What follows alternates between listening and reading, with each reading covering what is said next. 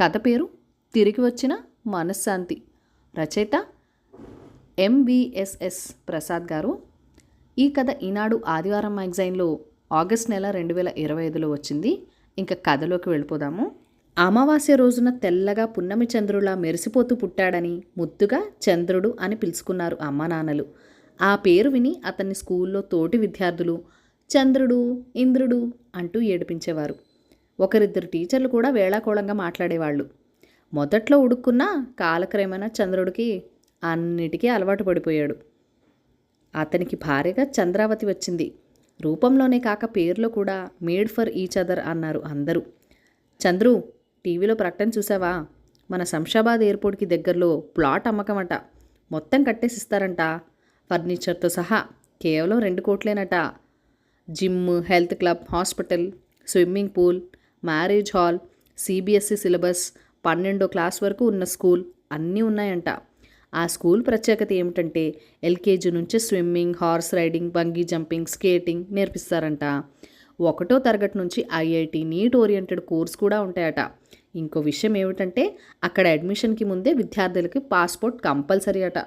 ఎవరన్నా చనిపోతే కర్మకాండలు చేసుకోవడానికి ప్రత్యేకంగా ఒక చిన్న ప్లాట్ కూడా కట్టారట. అది కూడా ఫ్రీ అనట. మనం ఎలాగో ఊళ్ళో ఉన్న పొలాలు అమ్మేద్దాం అనుకుంటున్నాం కదా, ఇంచుమించు 4 కోట్ల వరకు వస్తుంది.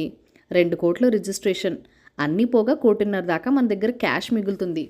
ఆ డబ్బు బ్యాంకులో వేసుకున్నా నెల తిరిగేసరికి 80-90 వేల వడ్డీ వస్తుంది. అయినా ఆ వడ్డీ తాకాల్సిన పన్ను ఉండదులే. అద్దె వారం ఉండదు కనుక ఇంటి ఖర్చులకి నా జీతమే ఎక్కువ. హాయిగా కాలు మీద కాలు వేసుకుని కూర్చుని ఎంజాయ్ చేయొచ్చు అన్నాడు చంద్రుడు భార్య చంద్రావతితో.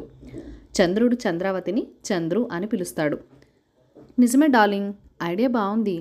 ఎయిర్పోర్ట్ దగ్గర అంటే మనం అందరికీ గొప్పగా చెప్పుకోవచ్చు. అలాగే మన పిల్లలు అక్కడ స్కూల్లో చేరితే ఒకళ్ళు పెద్ద కార్డియాలజిస్టు, ఇంకొకళ్ళు టాప్ ఇంజనీర్ అయ్యి అమెరికా వెళ్ళిపోతారు. అప్పుడు మనం కూడా తప్పకుండా అమెరికా వెళ్ళిపోవాలి. ప్రస్తుతానికి వచ్చేపోయే విమానాల్ని టాప్ ఫ్లోర్ టెర్రస్ పై నుంచి చూసి మన పిల్లలు సంబరపడతారు అంది చంద్రావతి. తాను భర్తని ఎలా పిలవాలన్న కన్ఫ్యూషన్ లేకుండా డార్లింగ్ అని పిలుస్తుంది.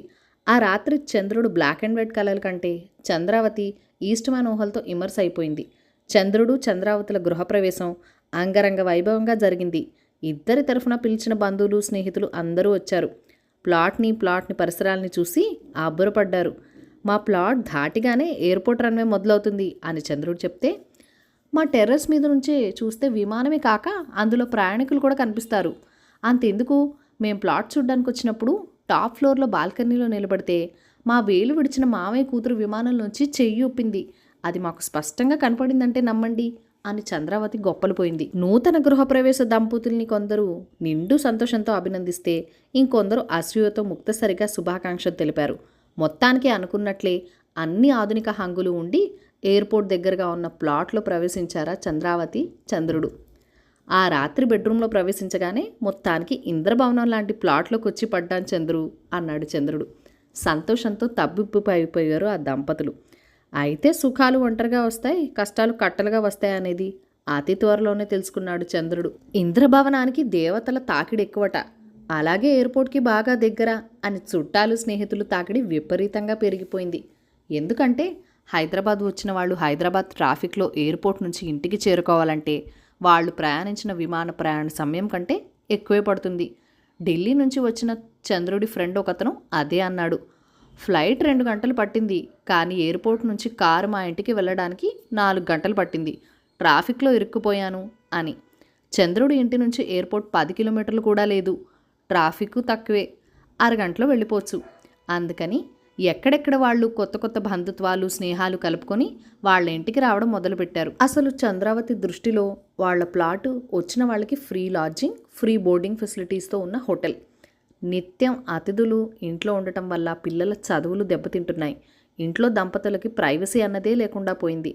వచ్చిన వాళ్ళకి టిఫిన్లు, భోజనాలు వండి పెట్టేసరికి చంద్రావతికి నీరసం వచ్చేస్తోంది. ఇంటి ఖర్చులు విపరీతంగా పెరిగిపోయాయి.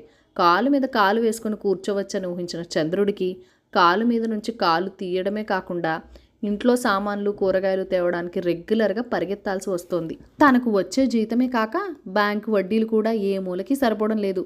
ఎప్పుడూ మిగులు బడ్జెట్లో ఉండే తన ఆర్థిక వ్యవస్థ లోటు బడ్జెట్లోకి వెళ్ళిపోయింది.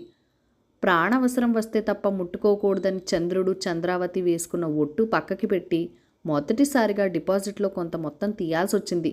ఆ ఇద్దరు మనసులు బాధతో మూలిగాయి. కానీ బయటికి వినిపించిన ఆ మూలుగులు వచ్చే అతిథుల్ని ఆపలేకపోయాయి, వారి సంఖ్యని తగ్గించలేకపోయాయి. ఏదైనా విమానం ఎయిర్పోర్ట్లో దిగుతుంటే ఇంటికి అతిథులు ఎవరన్నా వస్తారేమో అని భయం పట్టుకుంది ఆ ఇద్దరికి. ఎప్పుడన్నా ఎవరు ఇంట్లో లేనప్పుడు ప్రశాంతంగా పడుకుందామన్నా లేక ఏ టీవీయో చూద్దామనుకున్నా కుదరడం లేదు. నిమిషానికో విమానం చెవులు చిల్లులు పాడేలా శబ్దం చేసుకుంటూ వెళ్ళి గుండె దడ తెప్పిస్తోంది. అలాగే రాత్రులు బీపీ పెంచే శబ్దంతో పాటు కొన్ని విమానాల లైట్లు ల్యాండింగ్ టైంలోనూ టేకాఫ్ టైంలోనూ ఇల్లంతా ఎంత దళసరి కట్టెలు వేసుకున్నా వాటి గుండా లోపలికి వచ్చి ఇబ్బంది పెడుతున్నాయి. రాను రాను బంధువుల స్నేహితుల రాక ఒకవైపు బాధ పెడుతుంటే విమానాల రొద ఒకవైపు చంద్రుణ్ణి చంద్రావతిని హోరెత్తిచ్చేస్తున్నాయి. వాళ్ళకి ఏం చేయాలో దిక్కుతోచక పిచ్చెక్కిపోతోంది. మొదటిసారిగా ఈ ప్లాట్ తీసుకున్నందుకు బాధపడసాగారు. ఎయిర్పోర్ట్ దగ్గర ఉంటే ఏదో గొప్పగా ఉంటుందనుకున్నారు, కానీ ఈ విధమైన వ్యథలు బాధలు ఉంటాయని అస్సలు అనుకోలేదు. సొంత ప్లాట్ కనుక అద్దె ఉండదు, అన్ని సదుపాయాలు ఉన్నాయి, అవి కూడా ఫ్రీ, బోలెడు కలిసి వస్తుందని సంతోషించారు.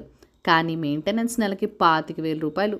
ముందుగా టీవీలో చెప్పిన ఫ్రీ అన్నీ మొదటి 6 నెలలే, తర్వాత అన్నిటికీ నెలకింత డబ్బు కడితేనే ఉపయోగించుకోవచ్చు. ఇక పిల్లల స్కూల్ ఫీజులు గోబగుయ్యమనిపిస్తున్నాయి. ఎల్కేజీ చదువుతున్న వాళ్ళ అబ్బాయి సంవత్సరానికి 5 లక్షలు, 5వ క్లాస్ చదువుతున్న వాడికి సంవత్సరానికి 7 లక్షలు. హార్స్ రైడింగ్ వగేరా అన్నారు. చంద్రుడికి కానీ చంద్రావతికి కానీ ఏనాడు ఆ ప్లాట్ దరిదాపుల్లో గుర్రాన్ని చూసిన గుర్తే లేదు. ప్లాట్ కొన్న 6 నెలలకి అన్నీ చూసి విసుగెత్తిపోయిన చంద్రుడు ఈ ప్లాట్ అమ్ముకొని వెళ్ళిపోదామని నిర్ణయించుకున్నాడు. చంద్రావతి అభిప్రాయం కూడా అదే. చంద్రుడు ఆ దిశగా ప్రయత్నాలు మొదలుపెట్టాడు. మొదటగా ఒక బ్రోకర్తో మాట్లాడాడు. ఎయిర్పోర్ట్ దగ్గర ప్లాట్ అంటే హాట్ కేక్లా అమ్ముడైపోతుందని అభయం ఇచ్చాడు ఆ బ్రోకర్. స్కూల్ యాజమాన్యం దగ్గరికి వెళ్ళాడు చంద్రుడు. ఎట్టి పరిస్థితుల్లోనూ కట్టిన ఫీజు వాపసు ఇవ్వడం కుదరదని, కావలసొస్తే పిల్లల్ని ఈ సంవత్సరం అయ్యే వరకు హాస్టల్లో ఉంచొచ్చని అన్నారు వాళ్ళు. హాస్టల్ ఫీజు నెలకి 80,000 అని చెప్పారు. పిల్లలిద్దరికీ కలిపి నెలకి 1,00,000, సంవత్సరానికి 6 లక్షలు. లెక్క వేసుకుని గుడ్లు తేలేశాడు చంద్రుడు. మనిషి పోయాడేమో అనుకుని స్కూల్లో పోతే వాళ్ళకి న్యూసెన్స్ అని కంగారు పడ్డారు యాజమాన్యం. కానీ కొన్ని సెకండ్లలో చంద్రుడు తేరుకొని ఆలోచించి చెప్తాను అన్నాడు. మర్నాడు ఆఫీస్కి బ్రోకర్ వచ్చాడు.